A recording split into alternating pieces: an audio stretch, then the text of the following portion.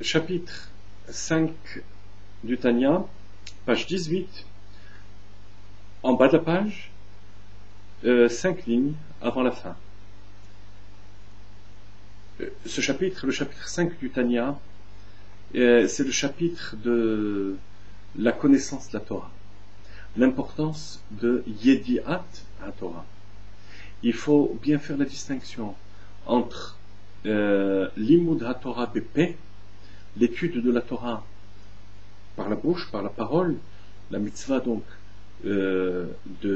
d'étudier la Torah matin et soir, et ensuite, bien sûr, selon la disponibilité, intensifier cette étude, et une deuxième forme d'étude de Torah qu'on appelle Iyun HaTorah, la compréhension de la Torah, au sujet de laquelle nos sages nous disent Vetalmud Torah Keneged Kulam, que l'étude de la Torah équivaut à toutes les mitzvot. Cette forme d'étude qui fait que notre esprit devient un avec la Torah est appelée Mazon HaNeshama. C'est la nourriture de l'âme. De même que le corps a besoin d'être nourri, a besoin d'être vêtu, de même la Neshama a besoin de se nourrir et de se vêtir. La nourriture, c'est la connaissance de la Torah, et les vêtements, ce sont les mitzvot. Alors, nous prenons le texte, Ulfi Bidiat Torah, étant donné que par la connaissance de la Torah, Torah melubeshet benefesh Adam, la Torah est enveloppée et recouverte par l'intellect de l'homme, par l'intelligence de l'homme, vesirlo, homokefet betocham, et elle est enveloppée par l'intelligence. Lachem nikret beshem lechem umazon hanefesh. C'est pourquoi elle est appelée, la Torah, la nourriture de l'âme, parce que elle se trouve à l'intérieur de l'âme, de la neshama. De même que le pain matériel nourrit le corps.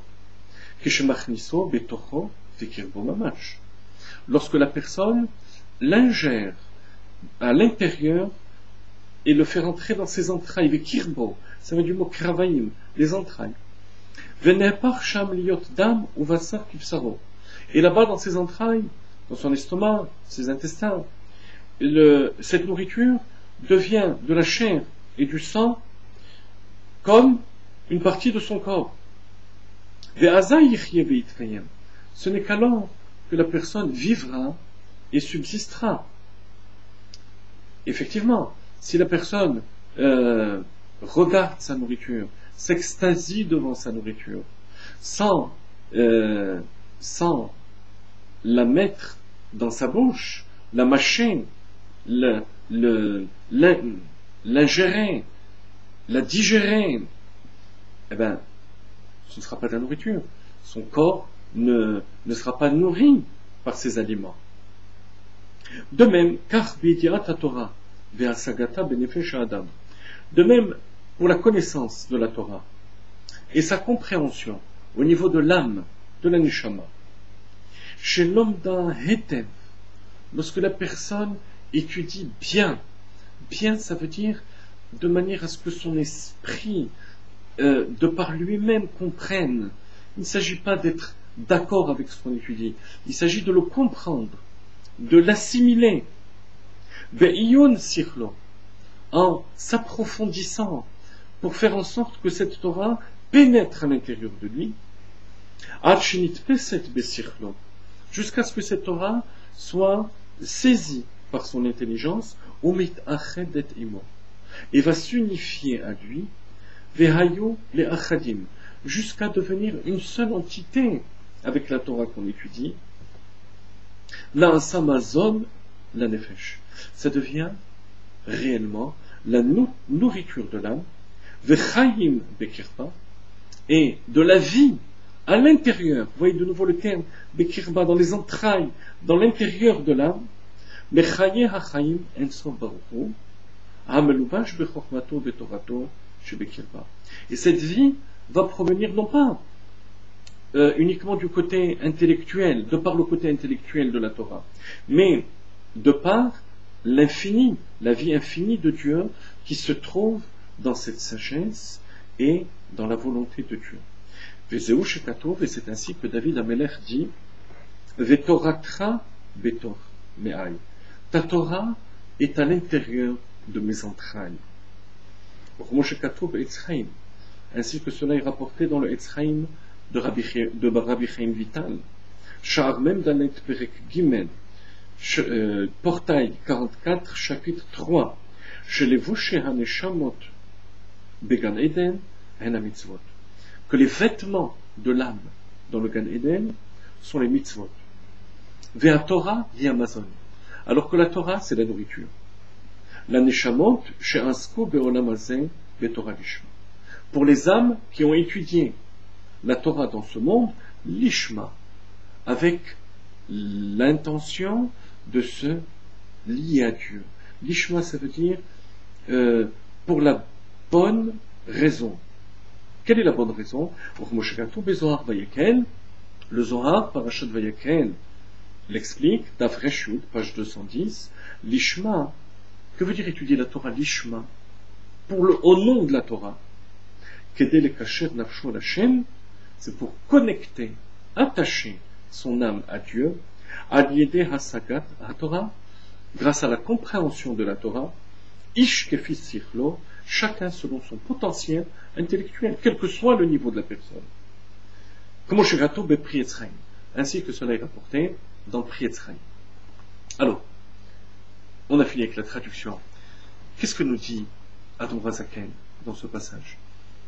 On peut le résumer en 3 points. Ces 3 points sont les 3 conditions qui vont faire que la Torah va constituer la nourriture de la Neshama. Le premier point, alors attention, 2 points sont cités ici dans le Tanya, le 3e est rapporté dans les commentaires, et notamment dans un mamar de l'Ikouté Torah, Parashat Bechokotai, Dibur Hamatril, Ve'afo Eser Nashim, Lachmechem, Bemishkan. Le premier point, c'est la compréhension profonde de la Torah. Il ne s'agit pas uniquement d'étudier, de découvrir, d'accepter le texte. Ça, c'est une mitzvah à part, comme on l'a dit tout à l'heure, l'Imoda Torah, BP. Il y a la mitzvah de la compréhension, faire un avec la Torah qu'on étudie, de manière à ce que notre propre intelligence enveloppe totalement cette Torah et l'assimile. Exactement de la même manière que les entrailles de l'homme digèrent les aliments, de même, il faut que notre intelligence digère la Torah. Donc, ça c'est le premier point, c'est utiliser son intelligence pour comprendre et faire un avec cette partie de Torah, cette halakha, cette Gemara, ce passage de Tanya qu'on étudie. Il y a une deuxième condition qui n'est pas citée là, comme je vous disais, mais qui est citée dans l'Ikouté Torah, c'est que pour que le corps puisse digérer cette nourriture, il faut absolument que la nourriture soit cuite. On va manger de la pâte sans l'avoir cuit, ou bien en l'ayant mal cuit, non seulement que le corps ne va pas digérer cette pâte, mais ça va lui causer des maux de ventre. De même, pour digérer la Torah, il faut que la Torah soit cuite. Il faut le feu de la Torah, la hitlahavut, la flamme de l'amour de la Torah, de l'amour d'Akadosh Baruch. Ça, c'est la deuxième condition qui va nous permettre de digérer la Torah. Sinon, l'aliment est cru et froid. La Torah n'est que spéculation intellectuelle. Elle ne va pas nourrir la Neshama. N'oublions pas que ce qui nourrit la Neshama, c'est la lumière infinie de Dieu qui se trouve dans cette Torah. Troisième condition, l'ishma. Si la personne n'étudie pas la Torah, l'ishma, alors, c'est-à-dire au nom de la Torah, au nom de Dieu, alors bien entendu que la Torah va se trouver en lui. Elle va se trouver en lui puisque son intelligence la contient. L'intelligence de l'homme a enveloppé cette Torah. Mais il manquera quelque chose de fondamental. Le but, c'est que cette Torah ne va pas devenir de la chair et du sang comme son sang. C'est-à-dire que ça ne va pas faire partie intégrante de sa neshama, ça ne va pas le nourrir. Alors bien sûr qu'il va posséder la Torah, mais cette Torah ne va pas le nourrir. Et ça, c'est le troisième élément, l'étude de la Torah l'ishma.